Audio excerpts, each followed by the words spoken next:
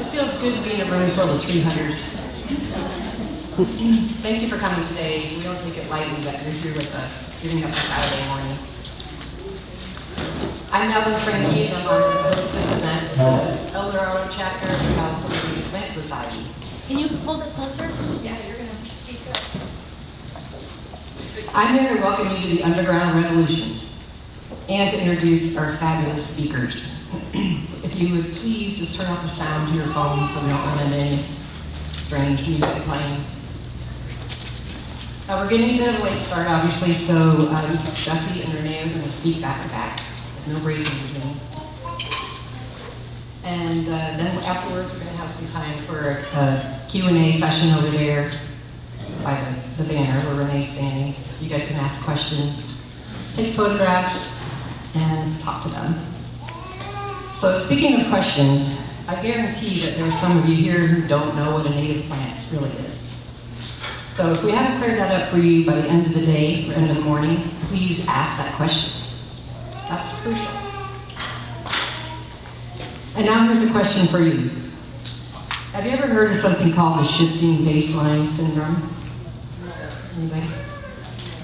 It's the idea that each new generation grows up thinking that the environment they see is normal.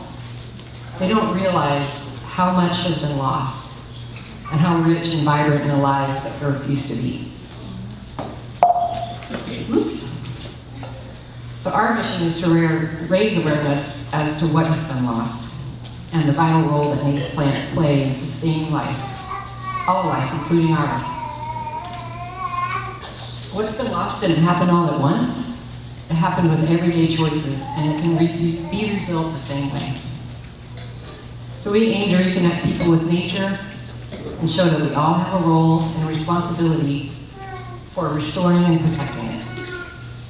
Our speakers are an important part of this mission. Renee Murphy is a force of nature. She's an environmental scientist. She's healing damaged, toxic landscapes. Very interesting story. Her work is a hopeful reminder that nature is resilient, and so are we. Dickson is a powerful voice advocating for native habitat up and down the state of California. He reaches over 450,000 followers just on Instagram, and I'm one of those. I'm sure some of you are too. So now get ready for their eye-opening conversation about how they're working to restore and protect native habitat. Welcome, Renee Murphy.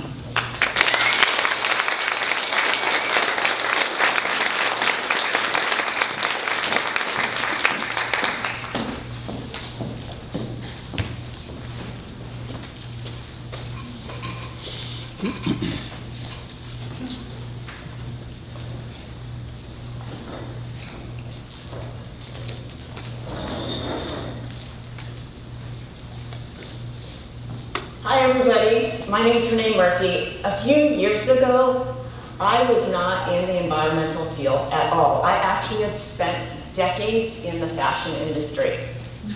From the outside, everything looked fine, but something felt off. I was selling the wrong thing. You know, we all know the fashion industry is extremely toxic to the environment, but it wasn't just that. I was selling this overconsumption, this consumerism, and I was creating this unattainable image for women everywhere. I just looked at my future and said, can I do this for the rest of my life? And I had been hiking quite a bit, and I'm sure some of you have had this, where you go out to nature and all of a sudden you feel totally at peace. I just knew my calling was no longer in fashion, but I really didn't know where my calling was. I took a random visit to NASA Johnson Space Center in Houston, and that was going to completely change the trajectory of my life.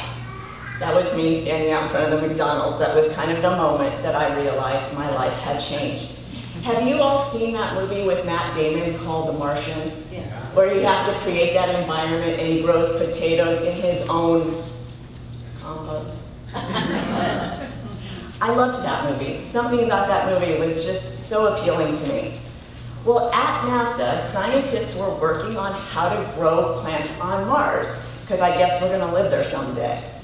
Now, one of the many challenges of growing food on Mars is that the soil is toxic to humans. It contains perchlorate salts. Now, the scientists talked about here on Earth, plants actually have the ability to break down chlorinated solvents through a natural process called phytoremediation. That was the moment. So the term phyto just means plant, and remedium means restoring balance. Now, the scientists were studying how plants could survive in toxic conditions. Now, they can't do it on their own, but it's through a symbiotic relationship with microbes. Microbes that are actually in the rhizosphere. You know, that soil that's surrounding the roots? And even the microbes living inside the plant itself, they are working together. These microbes help plants access nutrients, increase tolerance to stress, and in some cases, even break down contaminants.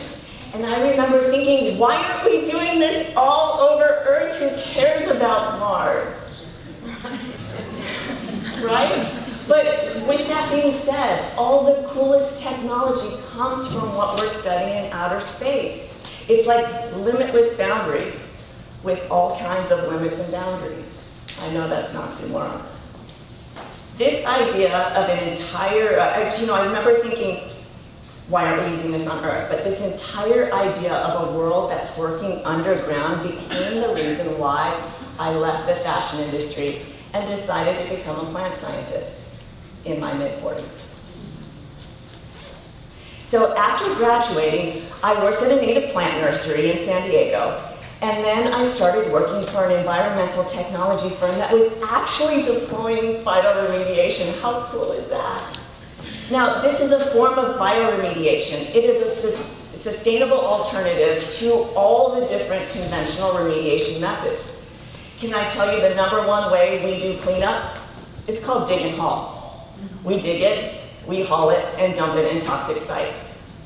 What have we really done here? So we worked on contaminated sites using endophyte-assisted phytoremediation based on the research from Dr. Sharon Doty at the University of Washington. She was a really cool lady.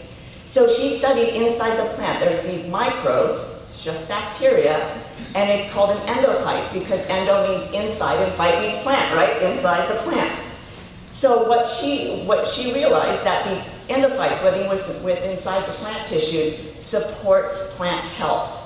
And it contributes to degradation pathways, which is this contamination breakdown. It also improves water use efficiency and helps with drought and stress tolerance. These are things that we need plants to be able to do. So this phytodegradation is effective, especially with the help of microbes.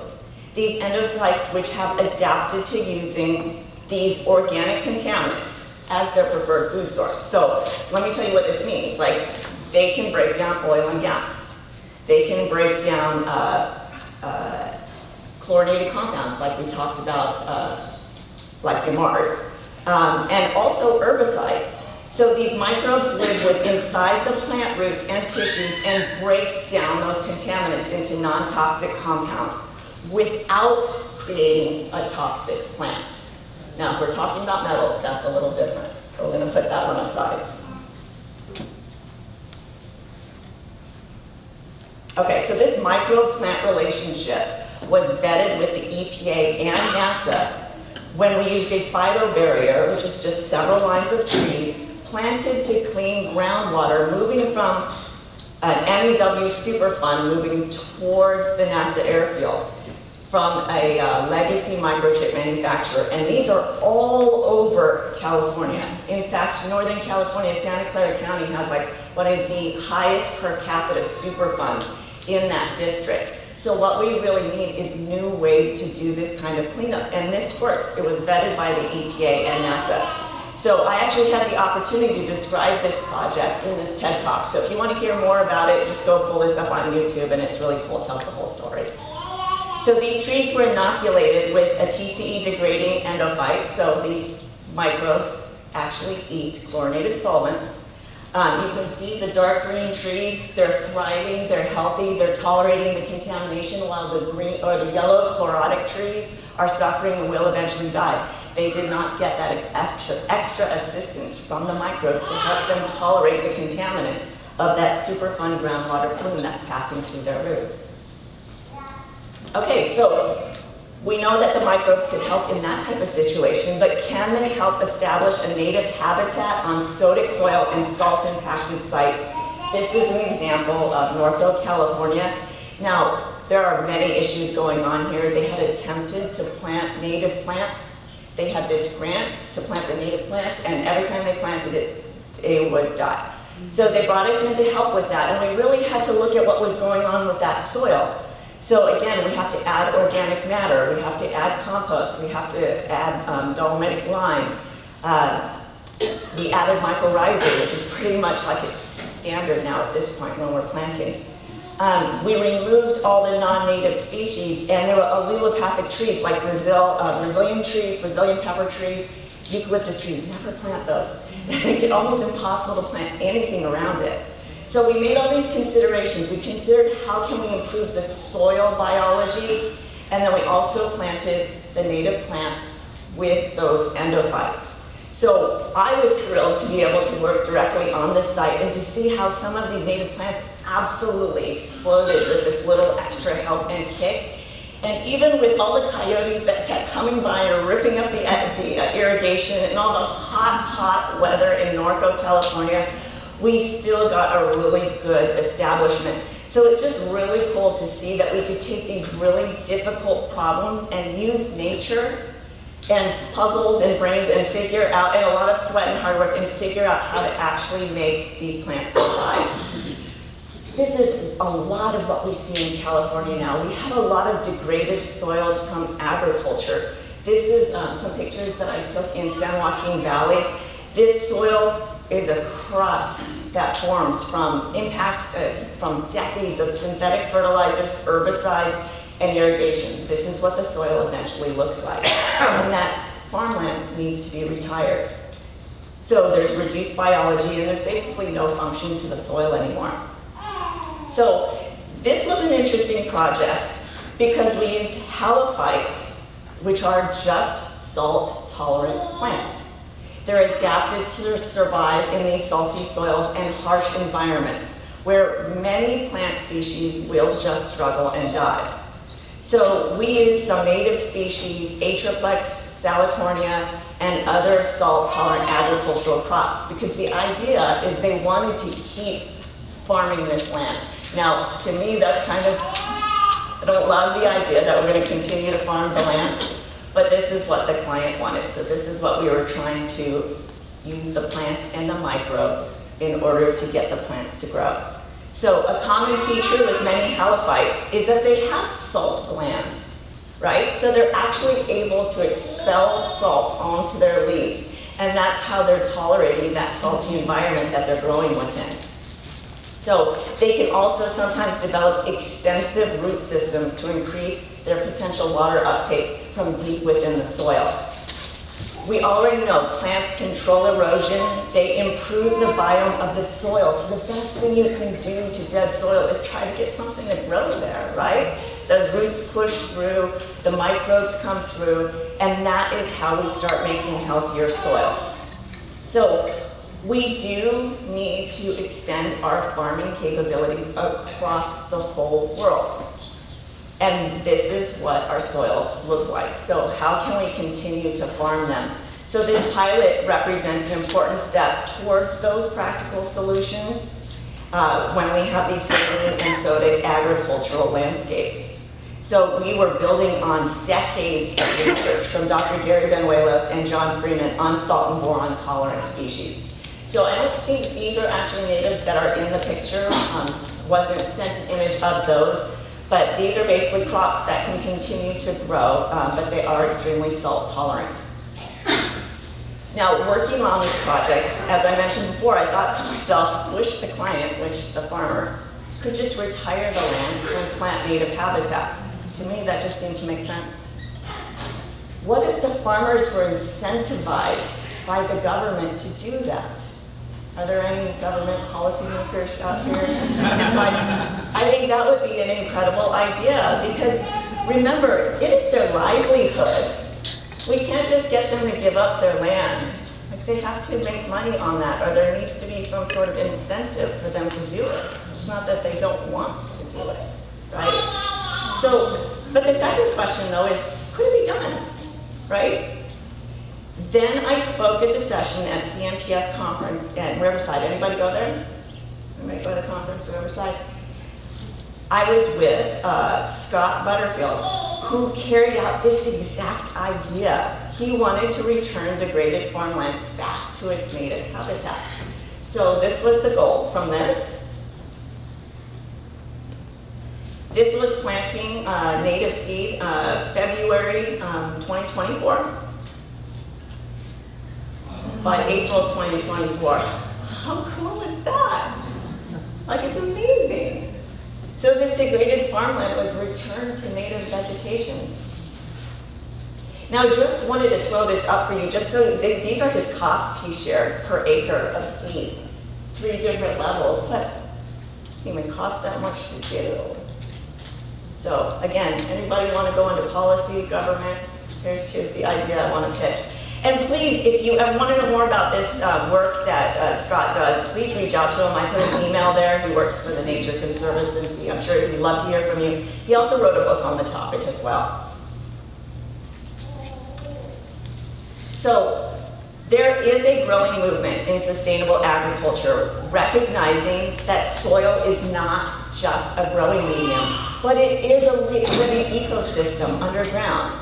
So let's talk about that fungi that lives underground. And I think our initial thought was we always think of a mushroom, right? But that mushroom is actually just the fruiting body. Most of the fungal organism lives underground. There's these tiny thread-like structures, it's called mycelium, and they weave their way through the soil, wrapping around and connecting with plant roots. Together, these fungal threads form what is called a mycorrhizal network. Through these networks, plants exchange water, nutrients, carbon, and they also communicate with each other, right? The more we understand about these underground relationships, the more we realize how much of life depends on protecting them. Mycorrhizal relationships support plant health and nutrient exchange. And there are practices that are gaining momentum. You may have heard of some of these. No-till farming, no-dig gardening, reducing soil disturbance, cover cropping, increasing plant diversity. Those are all protecting those networks. So these practices will help soil biology, our fungal networks, and those microbial communities. Okay, so this is when things started to shift for me professionally. Because I wasn't just looking at cleanup anymore. In many cases, the goal is to remediate a site. Okay, so we clean it up. But then we move on. We need to get do that regulatory endpoint. They have to check that box, and that's important. They have to get it cleaned up. But I started using my voice at conferences and workshops to push a little bit further, gently, but push. What if we didn't just stop at remediation? What if we thought about restoration at the same time? What if we made the site alive again? So the more I talked about this within the remediation industry, the more I realized I could plant a different kind of seed. So I began asking clients, what if we could restore biodiversity in the soil below and above ground? Instead of a monoculture of remediation trees, that's kind of standard practice. We just plant remediation trees and that's it. I thought, what if we can incorporate native plants into those systems? You know, the California Native Plant Society has been emphasizing for years that native plants are not just about what looks good. They are the foundation of habitat. Doug Tallamy, the author of Nature's Best Hope, puts it simply, most insects can only reproduce on plants that they evolved with. So when we remove the native plants, we are not just changing the landscape, we're removing the base of the food web. And when you bring them back in, even in small patches, you are starting to rebuild the system. So by creating pockets of diversity, whether this is in your backyard or on an industrial landscape, you are beginning to bring that life back. So I started thinking about these as like biodiversity islands, small areas within these industrial landscapes where habitat could begin to rebuild.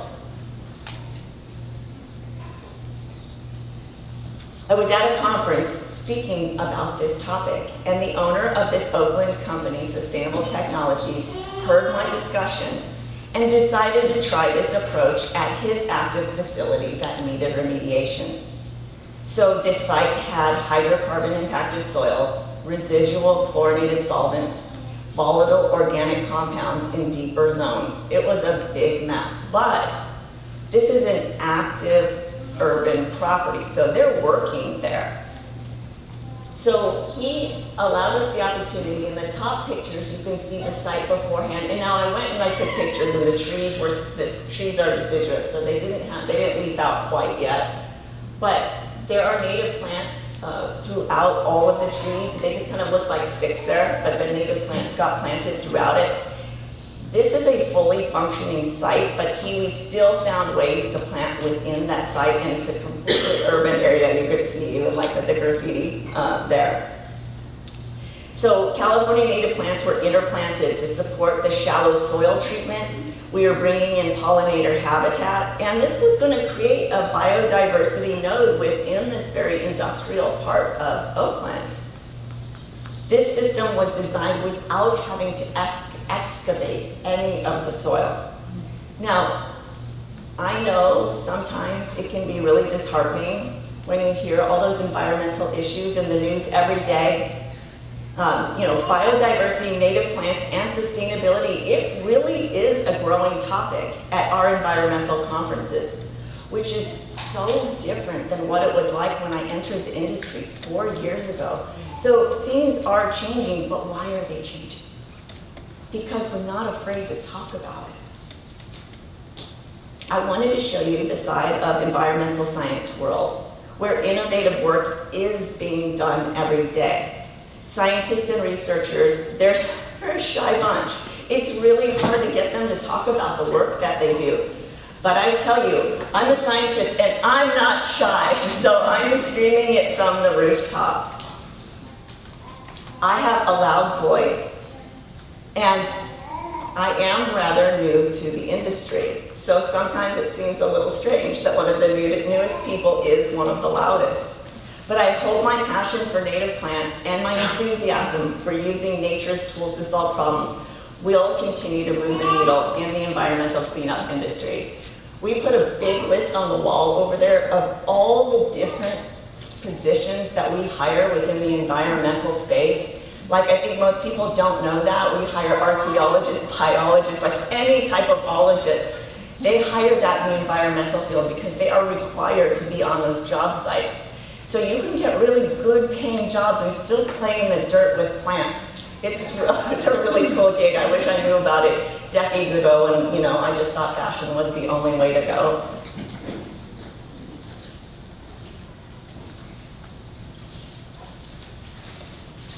What has been lost? It doesn't happen all at once. It happened through so many small decisions. What we planted and what we removed, what we valued. And it can be rebuilt in the same way. You don't have to be a scientist to be part of this. And you don't need a large piece of land, but what you do need is a voice. Because every single person in this room has influence somewhere.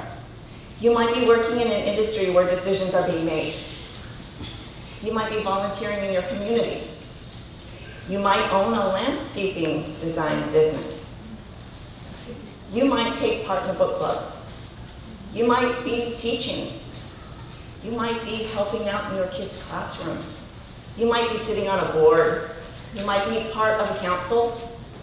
You might be part of your homeowners association. Or maybe you have a really big social media account. Where's he going?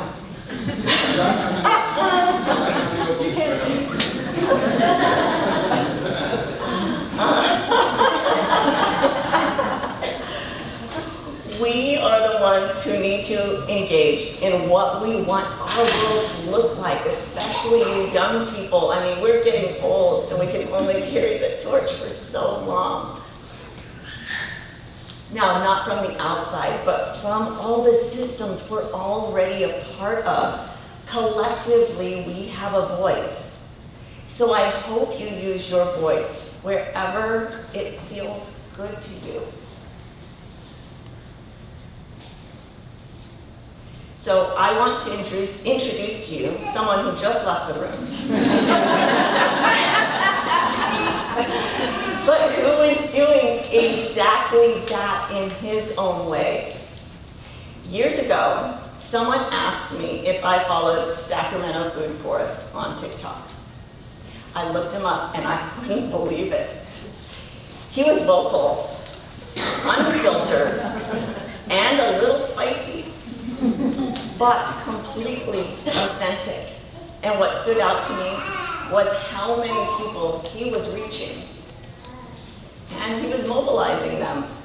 We need more voices, voices that look different, sound different, voices of all ages, that speak to different communities in ways that resonate. And I'm proud to call him my friend. And I think you're going to feel his energy in the same way that I did. So please welcome to the stage, Jessie Dickson. I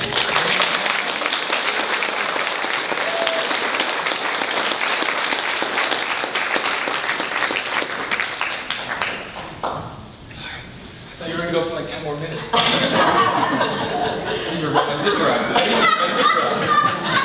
was trying to hide behind her.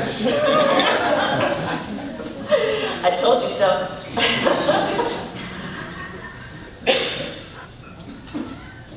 Pretty. That looks so pretty. Sorry about that. I had to go to the bathroom really bad. I was just trying not to be rude. Thank you for everyone coming. This is amazing. So many people are here. So many young people. So many everybody people. It's amazing. Thank you all for caring about native plants. Thank you all for coming. And thank you for Renee for speaking. Thank you to everyone. So today I want to talk about how cool native plants are, how cool the native plant habitats are in this area, and how we should all be protecting them. There's some plants you should be growing. Like, I get a lot of shit for this, I'm not gonna lie.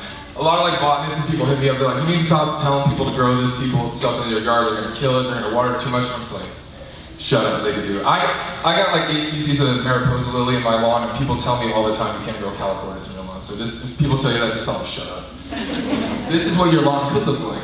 My backyard, this is not my backyard, but I have one of these in my backyard, a vernal pool, multiple species that hold water, extremely based. This is what most of this area looks like. Heartburn landscape. Home Depot special. I call it Hole Depot because they have butthole ethics. You need to stop planting this stuff. It's so ugly. Every house looks the same now. It doesn't last. My grandma's house is 100 years. Do you think this thing is going to last 100 years? No. It looks like shit. Ban Bermuda grass. That's what you should be growing. I call it beef, but they call it native biodiversity as well. This is native lacy cassilia, native sky lupin. That's growing out of a dam. Sorry, I got it quiet. That's growing out of a dam right there, based. And right there on the far left, that's actually next to Hetch Hetchy. It's an area that power line is stealing power from stolen water for San Francisco. But under the power line, they have to clear it because they're afraid about fires. They don't want to be like PG&E and burn everything down.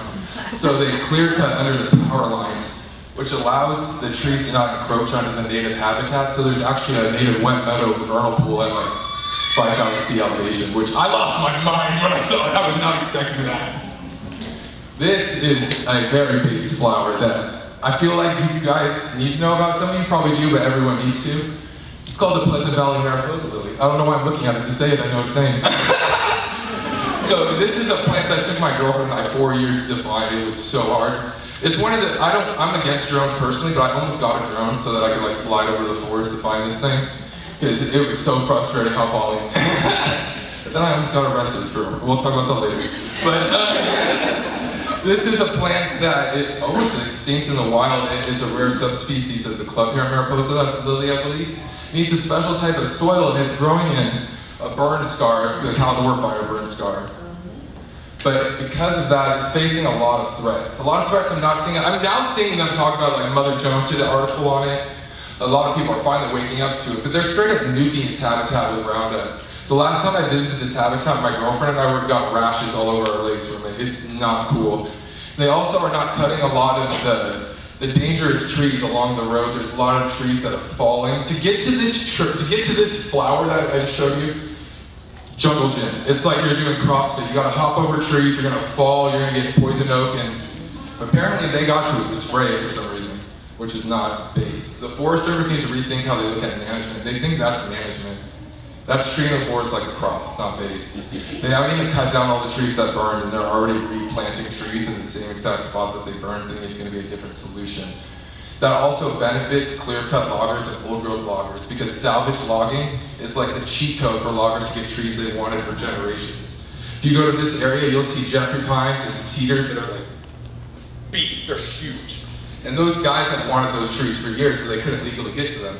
But they planted a monoculture bullshit forest that burned down, but now they can get to them legally. So it's a win-win, and they get it for a better price because the Forest Service looks at it as a cleanup, not as an old-growth logging for some reason. This is the Caldor Fire burn scar. It was huge. I believe it was started by a kid and his dad shooting guns at cans or like bottles or a sign. They somehow didn't get put guilty for it, which I don't understand. They should have been found guilty for it because they straight up admitted it. Huge burn scar, but I try to tell people when they get sad about forest fires that this shit burnt a lot of forest that was fire suppressed for over 100 years. It burnt like that because of, sadly, us. It wasn't you guys who made the decision, but it was our species. And we need to really rethink it. But in this picture, they're actually bragging about some cables project by Kirkwood that survived. So this right here is what I was talking about earlier about the glyphosate. That's just another thing that Mother Jones needs to add to their article is Trump didn't start this shit. He's making it a national security, like he's making it because he wants more of it and he doesn't think it's a bad thing. But they knew that when Biden was president. So Trump is just looking at an already terrible policy and making it worse. This is not a policy that Trump just woke up one day and said, you know what? I want to nuke the forest with Roundup. I think that's based. He was more looking at it and saying, I'm going to continue this policy because I know the people who make Roundup, I want them more money. I'm going to log everything and then we'll spray it even more. So not based at all. So these are the vernal pool ecosystems you can find in our areas. They really need to get protected. They're getting destroyed around Elk Grove, Rancho Cordova, and Coyote Creek, sadly. Is that a picture of my girlfriend right there at a vernal pool right next to my house? If you saw that vernal pool from the road, you wouldn't even know it was there. Straight up hidden by a bunch of invasive bullshit, invasive grass, it's all high up.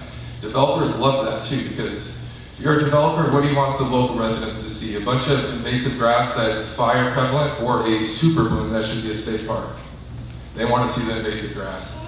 That's the map of the different vernal pools you can find all over California. They're all so amazing. I haven't seen them all. My girlfriend and I have found all the old growth redwood forests, but we still haven't visited all those. It's another vernal pool right here by my house. Absolutely gorgeous. You look behind it in the back right there, those are all like natural hills that form around the vernal pools, and then the invasive grass takes over, and that's what really helps cover it. So I can't I don't know the word to use, but really push this enough. If you're trying to find vernal pools and you see grass fields, don't think it's just gonna be all grass. Pull that car over, pop the hood, pretend it's overheating so the cops don't get mad, and then it's true. The only thing that strat works really good in Sacramento. What I'm learning, if I go anywhere north of like Sonoma County, people are so nice. If you do that, like everyone stops. Like, you need help? You need help? I'm like, God, dude, I need to find this fucking plant. So why do vernal pools matter? Sorry, these are some words you've probably never seen in California Plant Study talk. They are sexy. It's all cool to call plants sexy because they're sexy and they're rare. They're only found in California. They're beautiful. Home to countless endangered species. I just was out with the Native Plant Society a few weeks ago to Jefferson vernal pools. This old guy was so based. He just like came with a big old box, and then he had endangered tiger salamander larvae, a bunch of vernal pools, a tadpole vernal pool shrimp, all these amazing species that people don't even realize we have here, like these guys right here. There's actually a population of these. Rancho Seco, I believe, the old nuclear plant. I believe that's where it is. They're not at Coyote Creek though. A bunch of my scientist friends were joking around about like getting someone like dropping them with drones there. That would be fun. But technically we don't need to do that because they already broke the law because I might have hopped the fence and found a bunch of endangered vulnerable tadpole shrimp there and filmed it, which I did, and they were there. These guys right here, that's another rare vernal species you only find in the vernal pools. They almost look like horseshoe crabs. Don't tell that to pharmacists though, since you know horseshoe crabs, they take the blood out of them to make like medicine, they might try to this shit. Don't do that. Flowers for days. Once again, flowers for days. These are two rare flowers. On the left side, right there, that is fragrant fritillaria. I got a California shirt on, I love Californis, but people gotta show some love to the Fritz. Everyone ignores the Fritz, but the Fritz are amazing. They're tiny, but then when you find them, it feels like you found gold. My girlfriend's a god at finding them for some reason. Probably she's shorter than me, she's like lower to the ground. But the funny thing about these two is, the one on the far right isn't what I call an honest name. It's called a stink bell. And then this one's called a fragrant fritillaria. When you hear fragrant, you think it smell good? Brother. Brother. It smells like a corpse flower in my opinion. It smells so. But when we went to Roseville High School and they grew a corpse flower, everyone was like, it smells like trash. And I walked in, I was like, hey, it smells like Fritz here. Hella. So that's when it clicked. In the middle, that's a rare Donigia. I like calling it Donigia, but it's Downigia. Downigia, how I'm calling it. That thing is so tiny too in the middle. We went with the Native Plant Society looking for it. A couple of people kept stepping on the flowers. I was like, and they were like, pretend you're an elk. I was like, okay. Still didn't do it. It's another vernal pool right here by my house. Again, it's just so insane. Since I live in Fair Oaks, that was my grandma's property. She recently died, sadly, but she was so based. She's got the largest redwood tree in Sacramento County, vernal pools, old growth oaks, and she got the property just to save it. She got it back in the day, so it was super cheap. So nice. I want to turn it to a preserve and name it after her. I think that would be amazing. So this is what part of her backyard looks like. Even though it's less than an acre, she has a little mini vernal pool in the back with so much biodiversity. When I got there, it was invasive bamboo, invasive English ivy, what am I missing? Invasive privet, periwinkle? Periwinkle. Periwinkle is so underrated when you're talking about trash plants. I'm sure a lot of you guys follow the Golden State naturalist, Michelle. She came over to the property when I first started moving there. She walked in, she's like, holy shit, Jessie. She's like, how do you live here? Because there was just so many invasive plants, but if you go there now, there's only like 20% left. It's a war though, so don't let anyone lie to you. And Sac County, where's the camera? Right there? Sac County, give me a fucking burn permit. Stop denying me. Please. All right. It's a good picture right here, that's my girlfriend. Do you notice something in the background? We see two people smashing away while they take pictures, and then right there we see tattooed naturalists following the rules. Base. You do not need to smash the flowers to take a picture, it's all about angles. Angles are life. Like I said earlier, this is what developers want you to think and see when you hear vernal pools. Invasive grass that will burn your house down, even though if you burn that, it would be so easy to burn if you just took a little like fire line around it. If you watch the Native Habitat Project on Instagram, it does it all the time. So if you look at the top, on the left side, that's right by Elk Grove, California. You can see all the suburban encroachment development, heartburn landscape. You'd think right there, that's just an open grass field, but if you look at it on the other angle, you'll notice all these circles. Kind of looks like a golf course. Someone told me that, and I got so offended, so don't say that.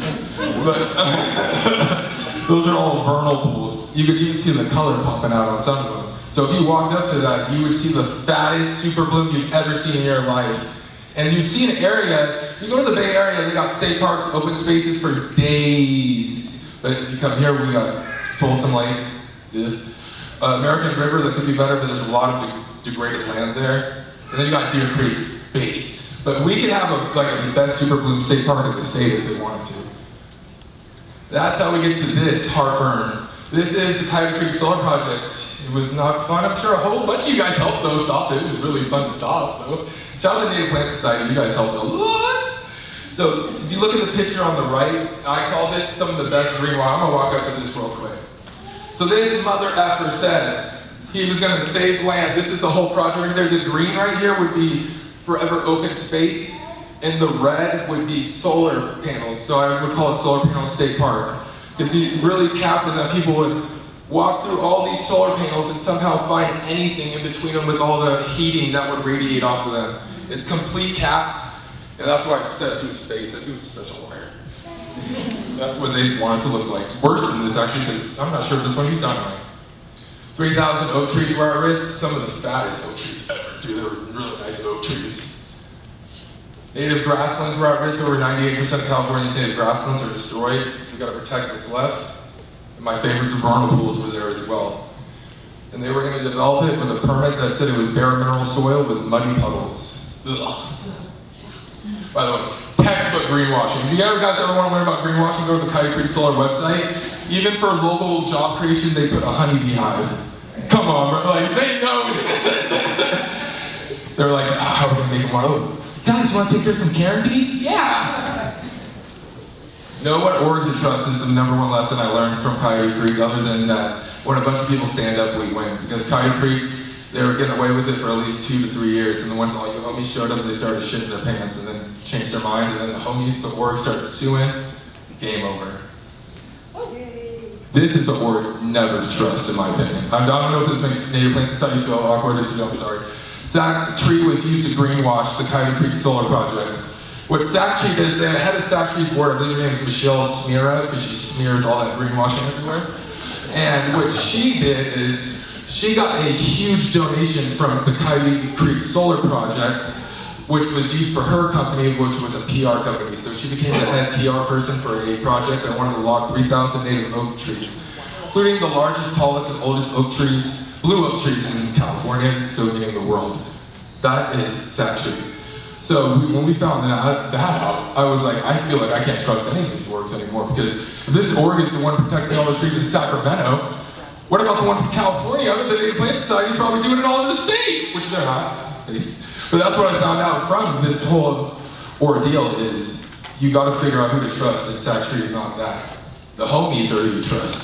Homies like California Native Plant Society and the Mother Lode chapter of the Sierra Club. Both of them helped me so much with this. They did more work than I did. All I did was yell on video, make a lot of people show up. They did all the, I don't want to deal with lawyers, I don't want to deal with politicians. You saw me, I talked to them for 2 minutes, by the end I was screaming. I don't want to do that.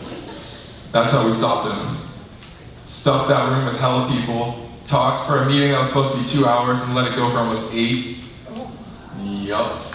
And I already know, you guys probably sent thousands of emails. Thank you to everyone who came and helped, because I'm sure every single one of you probably did. It was amazing. And then this is me chewing out that dude.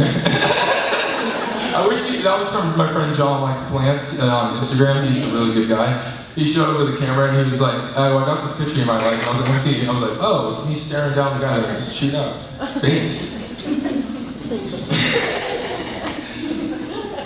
And then, this is what always will get me. After all that, we did all the meeting and everything, they still approved it. And their excuse was, people have a right to do what they want with their land. But I don't know about you guys, that's not their land, that's the whole community's land. That's our open space, it should be public land. And then the lawyers showed up. Native Plant Society, I believe Sierra Club and Ecos as well. Ecos already helped with that. They all got that suit going, and the W. Fighting together, W. All right, I'm gonna talk a little faster now. This is restoring your lawn to the food web. Sexy. Don't buy Miracle-Gro. Stop buying soil from Home Depot, from all these places. Start making your own soil. If you need soil, go to a local yard, like a landscaping place. They'll give you a truckload for way cheaper. Cover that shit with cardboard. Cover your whole lawn with cardboard. Let it smother. Wet the cardboard so it doesn't blow away, and cover it with wood chips. Grow the native plants in little cups. When they sprout, poke a hole in the cup, and then the cardboard, put the cup in. I'll post it on my Instagram today. We did that 3 months ago, and it looks insane. Don't buy soil. Good soil comes from your home, not Home Depot. Make biochar if you want it. Get compost from your house. My girlfriend and I have made probably, 2 truckloads of biochar in a week? All invasive birds, by the way. We didn't log any native trees. Native plants look better and help ecology. I don't even need to add to that. Look at that roadside bombing. Beef. Native plants thrive when you leave them alone. Leave them alone. Plant them, set it, forget it. You water them a little bit, but leave them alone. No, I need to add more. Don't plant the gum trees. They stink. They stink. I've had enough of them. They need to be banned. Plant a native oak instead. Help over 2,000 species of wildlife. Blue oaks are the most drought-tolerant tree in California. They're sexy. They get really beef. That's all the wildlife supported by an oak woodland. They're fire resistant too. I don't know if it's hard to believe, but that tree actually survived that fire. I visited it. It's still alive and thriving. None of those burnt branches fell off or anything. Stop buying horticultural atrocities from Home Depot. Please.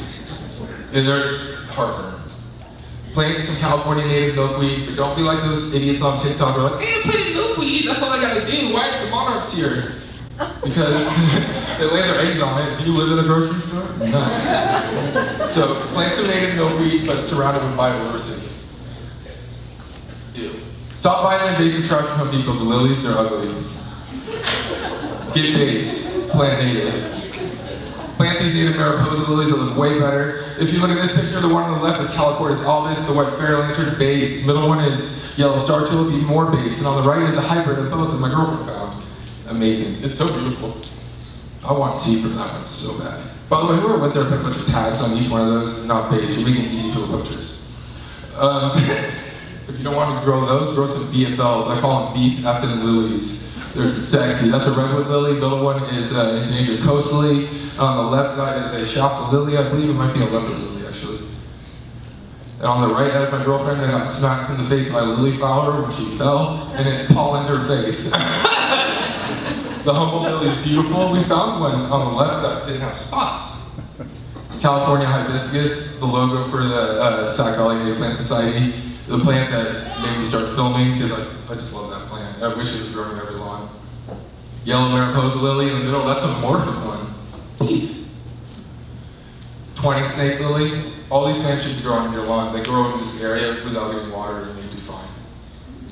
When you plant native, you help native insects, especially specialist bees. A lot of these bees need a flower from a single family to survive. So if you plant a native sunflower, you'll help the longhorn bees.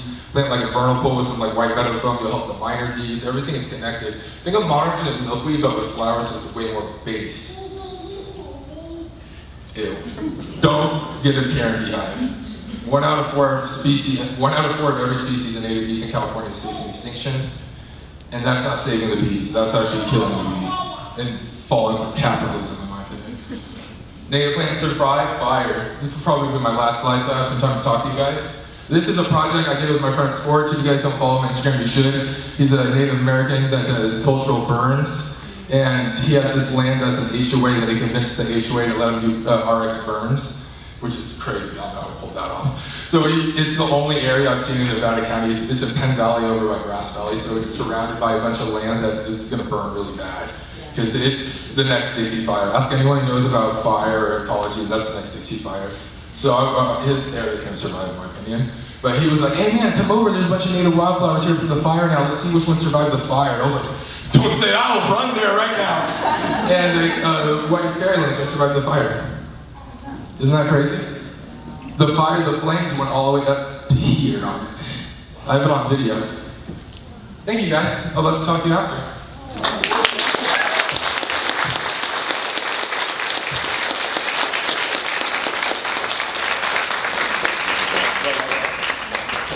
I walked down.